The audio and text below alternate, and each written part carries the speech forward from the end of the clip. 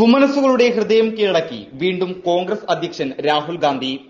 അപകടത്തിൽപ്പെട്ട മാധ്യമപ്രവർത്തകനെ രാഹുൽ ഗാന്ധി സ്വന്തം വാഹനത്തിൽ ആശുപത്രിയിലെത്തിച്ചു.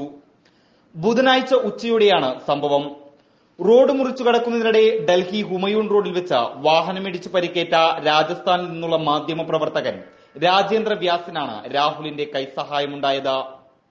ഈ സമയത്ത് അതുവഴി വന്ന രാഹുൽ വാഹനം നിർത്തിയിറങ്ങി സുരക്ഷാ ഉദ്യോഗസ്ഥരുടെ സഹായത്തോടെ രാജേന്ദ്ര വ്യാസിനെ സ്വന്തം വാഹനത്തിൽ കയറ്റി ഡൽഹി എയിംസ് ആശുപത്രിയിലെത്തിക്കുകയായിരുന്നു. വാഹനത്തിൽ കയറ്റിയ രാജേന്ദ്ര വ്യാസിന്റെ നെറ്റിയിലെ വിയർപ്പ് രാഹുൽ ഗാന്ധി തുടച്ചു കൊടുക്കുന്നതിന്റെ ദൃശ്യങ്ങളാണ് ഇപ്പോൾ സോഷ്യൽ മീഡിയയിൽ പ്രചരിക്കുന്നത്.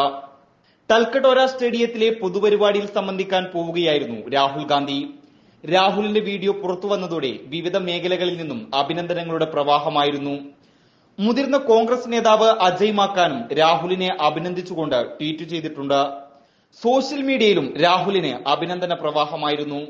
നേരത്തെ ഒഡീഷയിൽ തെന്നിവീണ ഫോട്ടോഗ്രാഫറെ എഴുന്നേൽക്കാൻ സഹായിക്കാൻ രാഹുൽ ഗാന്ധി ഇടപെടുന്ന വീഡിയോ സോഷ്യൽ മീഡിയയിൽ വൈറലായിരുന്നു. News desk big 14.